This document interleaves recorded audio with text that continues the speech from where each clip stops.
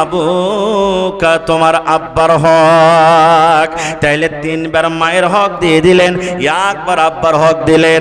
বন্ধুরা, তবে এই কথা আমাদেরকে বুঝতে হবে না যে মার বেশি হক, মায়ের খেদমত করব, মার কথা শুনবো, মার কথা মানবো, কিন্তু আব্বার কথা শুনবো না, আব্বার কথা মানবো না, কারণ আব্বার হলো হক কম। এরকম আমাদেরকে বোঝা নিতে হবে না, কারণ আল্লাহ রাব্বুল আমিন মা বাপ দুজনের খেদমত করার কথা বলেছেন, মা বাবার দুজনের খেদমত করার আদেশ করেছেন। এই জন্য এক নজরে আমাদেরকে দুজনকে দেখতে হবে। ভাই মুসলমান, মার হক এই জন্য বেশি হয়ে গেল। ওরে সুবহানাল্লাহ, দুনিয়াতে আমরা যখন আসি, যেই দিন আমি মায়ের পেটে যেই দিন গর্ভধারণ করলাম, ওরে সুবহানাল্লাহ, আপনারা জানেন বাড়িতে যারা স্ত্রী আছে, স্ত্রীর কষ্ট আমরা দেখি। মায়ের কষ্ট তেমনই হয়েছে আজকে যেমন আমাদের স্ত্রীর কষ্ট হয় যেই দিন সন্তান পেটের ভিতরে আসি। যেমন যেমন দিন যায়, হায়রে মায়ের কষ্ট কিন্তু বেড়ে যায়, বাড়ে কি বাড়ে না।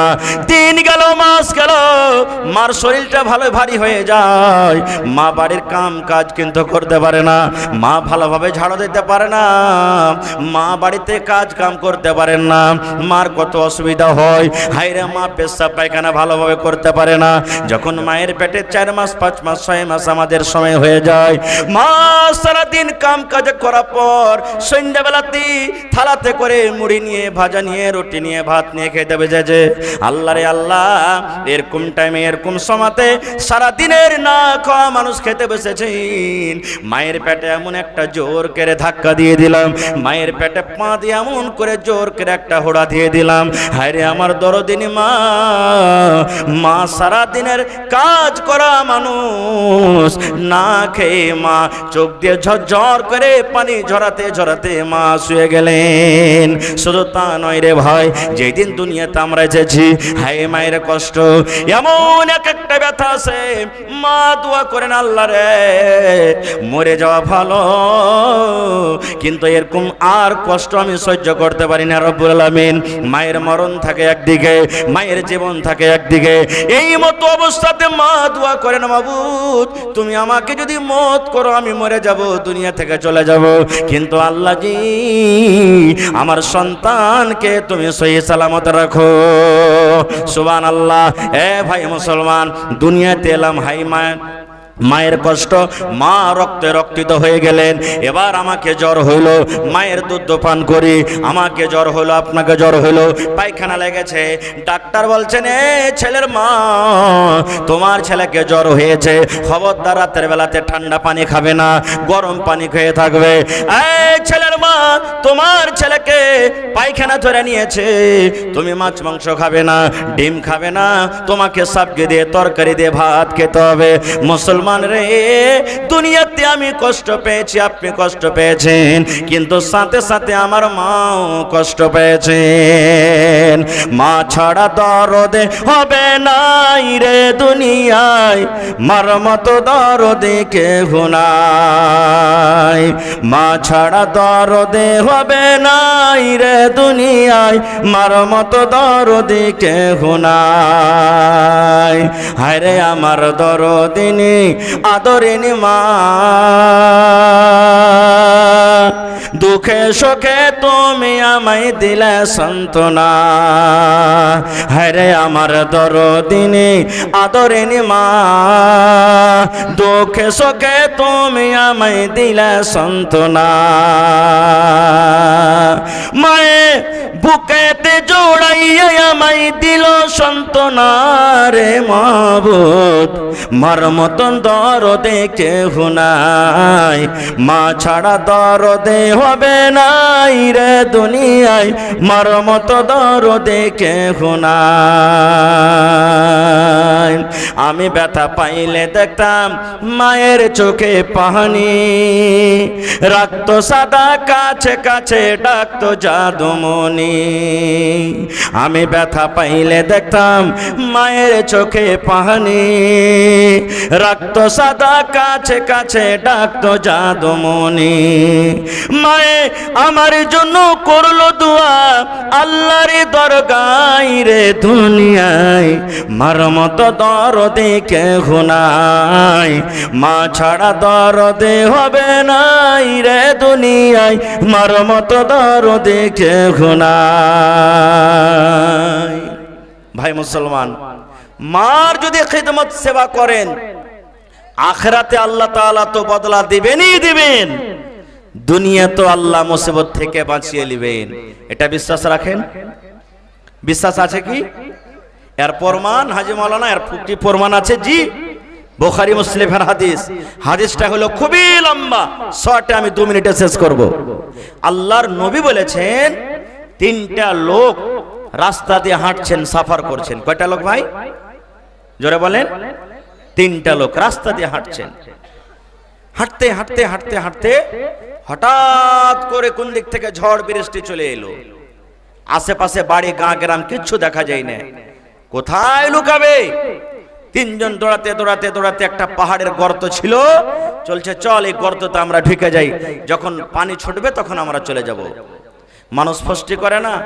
যেখানে ভয় হবে বাঘ, সাপ, বিচ্ছু, শিয়ালের, গুন্ডার, যে রাত হয়ে গেছে তাড়াতাড়ি করে পালাবো, কিন্তু ওই জায়গাতে হয় গাড়ি খারাপ হবে, আর না হইলে ওখানে রাইতে লাগবে, ওখানে রাইতে লাগবে। 3 জন ঢুকলেন কেন? বৃষ্টি থেকে, ঝড় থেকে, তুফান থেকে বাঁচবো বলে।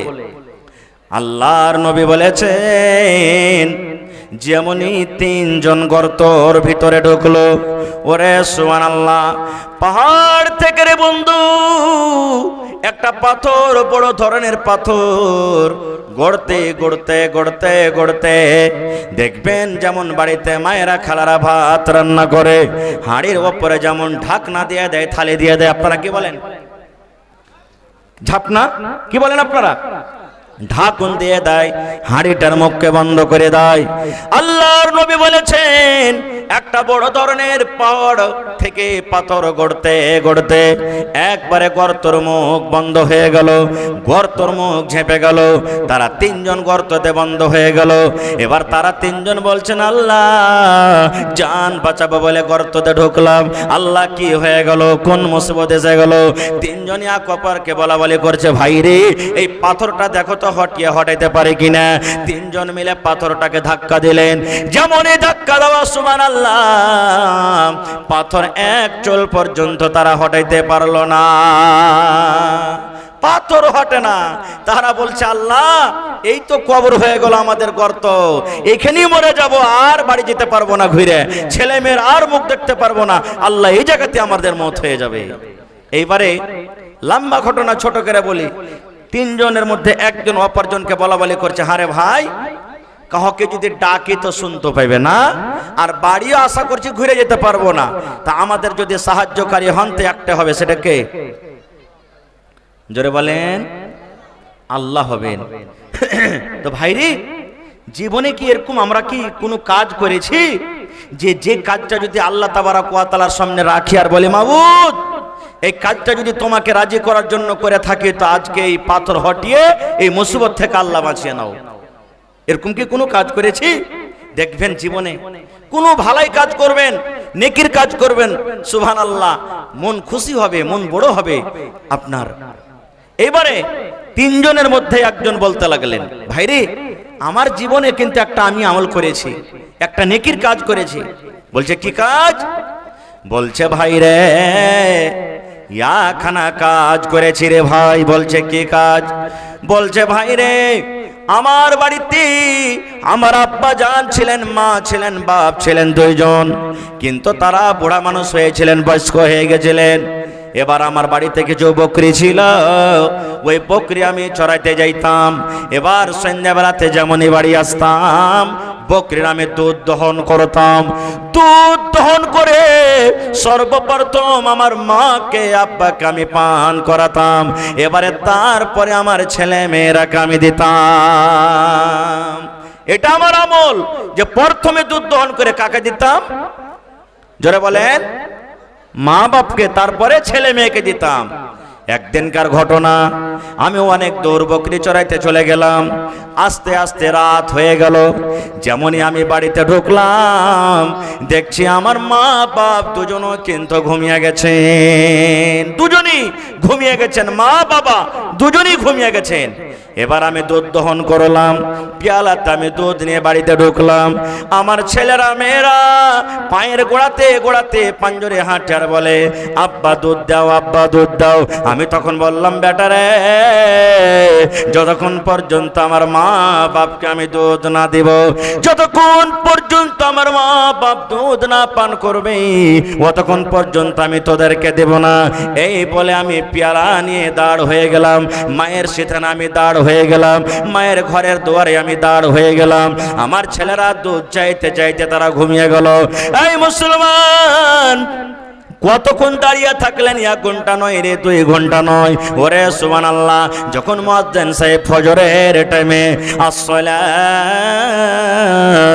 খায়রুম মিনান নাওম, ঠিক ফজরের টাইমে আজানের সময়তে মা বাবার ঘুম ভেঙে গেছে। এবারে দেখছে দুয়ারে মাথার উপরে সিতানে কে যেন দাঁড়িয়ে আছে। মা জিজ্ঞাসা করলেন, বেটা কেন দাঁড়িয়ে আছিস? বলছে, মা গে, আজকে আমি অনেক দূর বকরি চড়াইতে চলে গেছিলাম গে মা, আসতে আমার দেরি হয়ে গেছে। বাড়ি এসে দেখছি তোমরা দুজন ঘুমিয়ে গেছো। এবার আমি ওই দুধ হাতে করে, পেয়ালাটা হাতে করে মা আমি দাঁড় হয়ে আছি। আমি ভাবলাম এই আমার মা জাগবে, এই দুধ দিব, এই আমার মা জাগবে, আমি দুধ দিব। কিন্তু মা তোমরা জাগতে পারলে না, আমি পেয়ালা নিয়ে দাঁড় হয়ে আছি। মা বলছে, বেটা রে, তুমি কেন ঘুমিয়ে যাওনি রে ছেলে, কেন তুমি ঘুমিয়ে যাওনি? বলছে, মা গে, এই জন্য আমি ঘুমাইনি গে মা, যদি রাতের বেলাতে ক্ষুধার কারণে যদি তোমরা আমাকে ডাকতে, আব্দুল্লাহ, আব্দুর রহমান রে, দুধ নিয়ে রে বেটা, দুধ নিয়ে, আর আমি যদি ঘুমের অবস্থায় থাকতাম, আমি যদি জাগতে না পারতাম, তাহলে মা ওই টাইমে আল্লাহ রাব্বুল আমিন নারাজ হয়ে যেত আমার উপরে। আর আল্লাহ যার পরে নারাজ হয়ে যাবে, তার দুনিয়া আখিরাত বরবাদ হয়ে যাবে। এই জন্য মা আমি দুধের পেয়ালা নিয়ে দাঁড় হয়ে আছি। এবার সেই লোকটা বলছেন, আমার মা খুশি হয়ে, আমার মা রাজি হয়ে আমাকে দোয়া দিলেন। কি দোয়া? আল্লাহ, আমার ছেলে আমার জন্য যা করেছে, আল্লাহ আমার ছেলে আমার জন্য রাত্রের বেলাতে যা আমার জন্য করেছে, আল্লাহ মা আমি খুশি হয়ে গেলাম, খুশি হয়ে গেলাম। আল্লাহ তুমি খুশি হয়ে যাও, আল্লাহ তুমি আমার ছেলের পরে রাজি হয়ে যাও। মা দোয়া করলেন, আল্লাহ আমার খিদমত করার কারণে, আমার সাথে ভালো ব্যবহার করার কারণে, আল্লাহ আমার ছেলে, আমার কলেজার টুকরা সন্তান, দুনিয়ার যদি কোনো মুসিবতে পড়ে যায়, দুনিয়ার যদি কোনো বিপদে পড়ে যায়, আল্লাহ এই আমলের কারণে সেই মুসিবত থেকে তুমি উদ্ধার করে দিও। আল্লাহর নবী বলেছেন, ওই লোকটা যখন এই কথাটা বলা হলো, এবার আল্লাহকে বলছে, মাবুদ রে, এই আমার পাক পরওয়ারদিগার, আমি এই কাজটা যদি তোমাকে রাজি করার জন্য আল্লাহ করে থাকি, এই কাজটা যদি তোমাকে আমি সন্তুষ্টি করার জন্য করে থাকি, আল্লাহ এই যে গোফাতে, এই গর্ততে আমরা ঢাকা পড়ে গেছি, আল্লাহ তুমি দয়া করে এই পাথরটাকে তুমি হটিয়ে দাও। আল্লাহর রাসূল বলেছেন, যেমনই একজনের বলা হলো, যেই পাথর 3 জন মিলে হঠাৎ দূরের কথা 1 চুল পরিমাণ হটাইতে পারলো না, হিলাইতে পারলো না। এবার ওই পাথরটা সরসর করতে করতে করতে করতে 3 ভাগ করে 1 ভাগ পাথর হয়ে গেল। নারে তাকবীর! হয়নি, হবে না, হতে পারে না, আমার নবীর সাথে কারো তুলনা হয়নি, হবে না, হতে পারে না, আমার নবীর সাথে কারো তুলনা। হায়রে তুলনা তো দূরের কথা, ছায়াও মিলে না, হয়নি, হবে না, হতে পারে না, আমার নবীর সাথে কারো তুলনা হয়নি, হবে না, হতে পারে না, আমার নবীর সাথে কারো তুলনা। সকল সকল নবী রাসূল ছিলেন খোদার দেবানা, দু নয়নে দেখব খোদা ছিল তামান্না।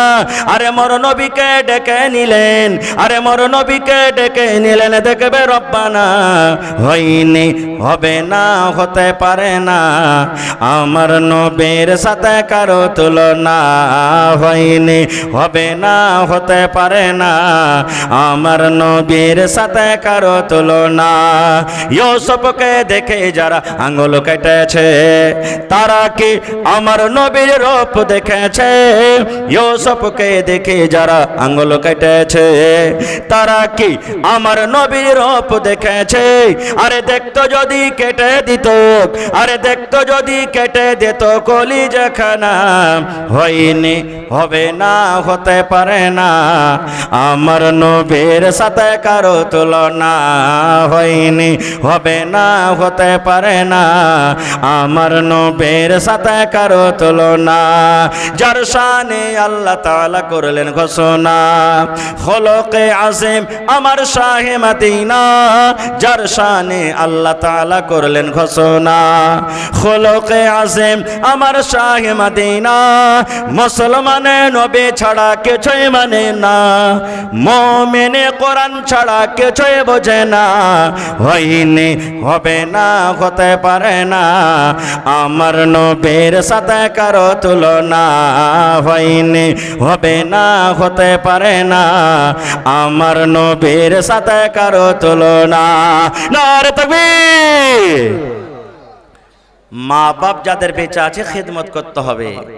একজন সাহাবী এসে বলছেন, ইয়া রাসূলুল্লাহ, নবী গো, মা আমার দুনিয়াতে নাই। মা দুনিয়াতে নাই, মারা গেছেন। মা হয়তো বেঁচে থাকতে গেলে আমাকে কিছু আদেশ করতেন।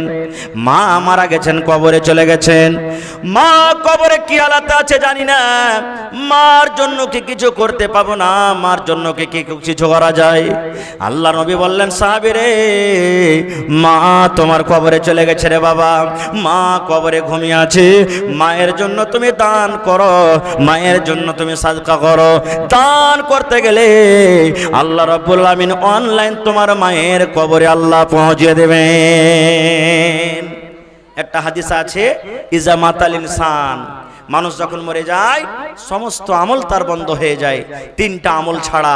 তার মধ্যে একটা আমল হলো, দয়ার রাসূল বলেছেন, তোমার মা বাবার জন্য তুমি দোয়া করো, দান করো, আল্লাহ তাআলা তোমার এই দান কিংবা দোয়াটাকে কবরে পৌঁছে দিবে।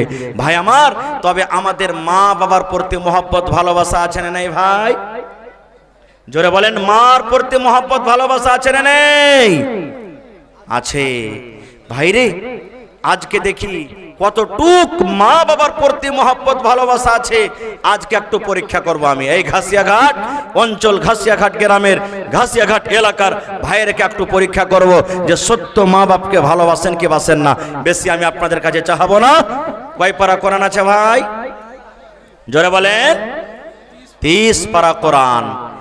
এক পারার বদলাতে মাত্র 1 টাকার 1000।